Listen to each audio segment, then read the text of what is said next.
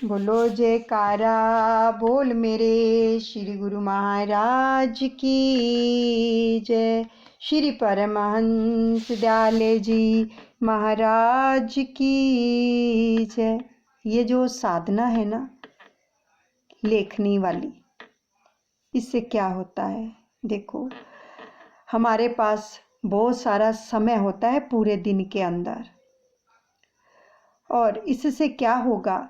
जब हम प्रभु का नाम लिखने के लिए बैठेंगे, सबसे पहले तो नया रजिस्टर और नया ही पेन लेना है, और उसको यूज़ नहीं करना है, उस पेन को कहीं और यूज़ नहीं करना, उससे केवल प्रभु का नाम ही लिखना है, रोज इसको अलग रखिएगा, ठीक है? और रजिस्टर के ऊपर और कुछ भी नहीं लिखना, जैसे और कुछ आप लिखने बैठ जाओ, नहीं, ये केवल नाम के लिए है, केवल नाम लिखने के लिए, और रेड कलर के पेन से ही लिखना है, ठीक है? और एक नियम बनाना है। पहले हम सबसे पहले अपने सतगुरु की शरणागति प्राप्त करते हैं, उन्हीं की कृपा से हमें ये सब शक्ति मिलती है। कहते हैं ना, गुरु गोविंद दोऊ खड़े काके लागू पाए, बलिहारी गुरु आपने जिन गोविंद दियो मिलाए। तो सबसे पहले इसलिए हम लिखेंगे दादा गुरु शरणम ममा 11 बार कि हे दादा गुरुदेव। इसका क्या मतलब है? कि हे दादा गुरुदेव, हम आपकी शरण में हैं। जो श्री कृष्ण को मानते हैं वो लिखें श्री कृष्णम शरणम ममा। जो भी जिसको मानता है जिसने भी जो भी गुरु को धारण कर रखा है, ठीक है? सभी ने सुना है, पढ़ा है ना ये मंत्र, श्री कृष्णम शरणम ममा। इसी प्रकार ही दादा गुरु शरणम ममा। जब आप प्रभु का ध्यान करके 5-10 मिनट एकांत में निकालने हैं, जब आप ये साधना शुरू करोगे, उस दौरान केवल ये समय अपने सतगुरु के लिए होना चाहिए और किसी के लिए नहीं। डॉक्टर के पास जाते हैं तो वो डॉक्टर से जो हमने अपॉइंटमेंट ली होती है, तो क्या होता है, डॉक्टर और हम एक रूम में होते हैं, वो सारा समय हम डॉक्टर को देते हैं। जब उनसे अपॉइंटमेंट लेते हैं तो वो हमारा सारा ट्रीटमेंट करता है, ठीक है ना? कोई दूसरा और वहाँ पर दूसरे पेशेंट को नहीं बुलाया जाता जब तक वो हमसे बात करता है। इसीलिए ये साधना है केवल और केवल इसके बीच में हम और हमारे प्रीतम होंगे। और जब आप इस साधना को शुरू करेंगे, अपने गुरुदेव को नमस्कार करके लिखेंगे, ठीक है? उसके बाद 108 बार राम का नाम लिखना है, ठीक है? और लिखते लिखते साथ में मानसिक जप होना चाहिए। हाथ से लिख रहे हैं, साथ में मन से भी जप रहे हैं। जैसे हम लिख रहे हैं दादा गुरु शरणम ममा, आपको आभास होगा कि हे दादा गुरुदेव, हम आपकी शरण में हैं। आभास होगा, शक्ति मिलेगी। आप करके देखो, सच में शक्ति मिलती है, क्योंकि हम उसको पुकार रहे हैं। हाथों से भी सेवा हो रही है और मन से भी, यानी मानसिक सेवा भी हो रही है, और हाथों से भी सेवा हो रही है, तन से, ठीक है? तो इसमें इतनी पावर है, आप देखेंगे कि आपके चारों ओर एक ओरा सा बन गया है, और प्रभु के नाम से ऐसी वाइब्रेशन निकलती हैं, प्रेम से एकांत में करते हैं। देखो, जब तक तन्मय होकर ये सेवा या कोई भी साधना हम तन्मय होकर नहीं करते हैं, तो उसका जो प्रभाव है हम नहीं देख पाते हैं। प्रभाव आपको अनुभव तभी होगा जब आप प्रेम से, श्रद्धा से, विश्वास से तन्मय होकर करेंगे इस साधना को, ठीक है? 108 बार राम नाम लिखना है।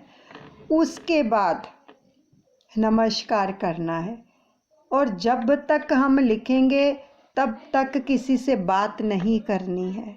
आप समय ही ऐसा चूज़ करें कि जो आपको कोई बुलाए ना, क्योंकि आपका और उसकी यानी परमात्मा की बात हो रही है।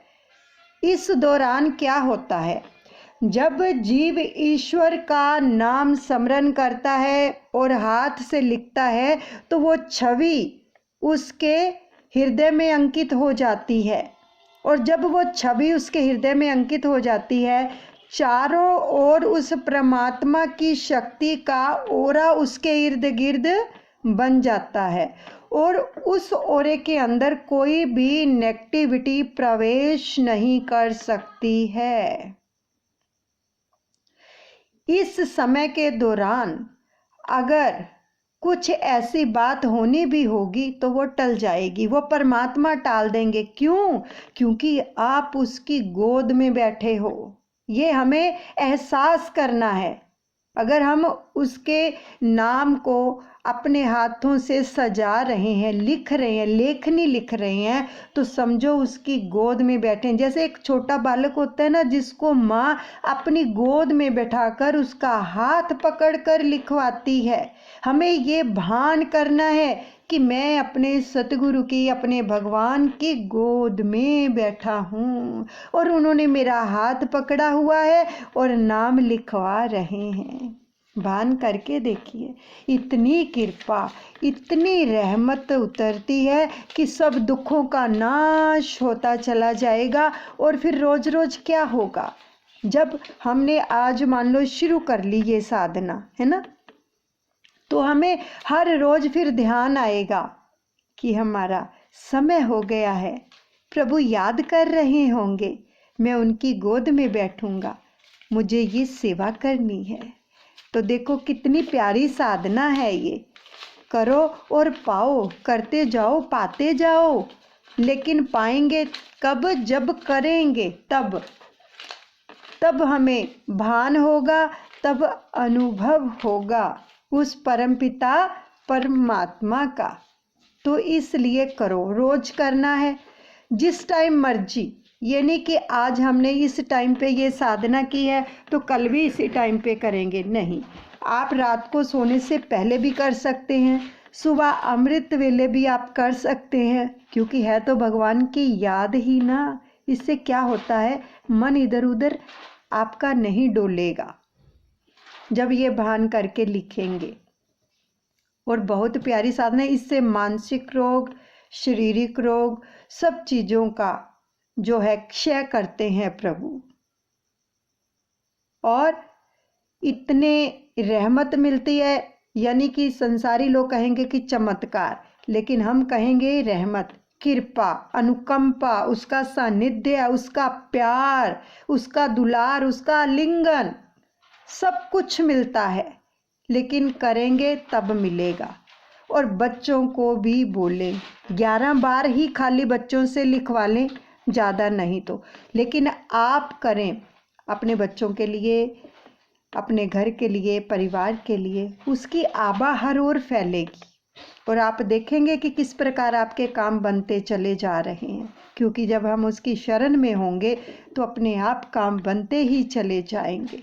आप करके देखो, 2 मिनट नहीं लगते हैं 11 बार नाम लिखने में। 2 नहीं तो कोई धीरे धीरे लिखेगा तो 5 मिनट लग जाएंगे। तो इसलिए करो, बच्चों से भी करवाओ। बहुत ही प्यारी साधना है।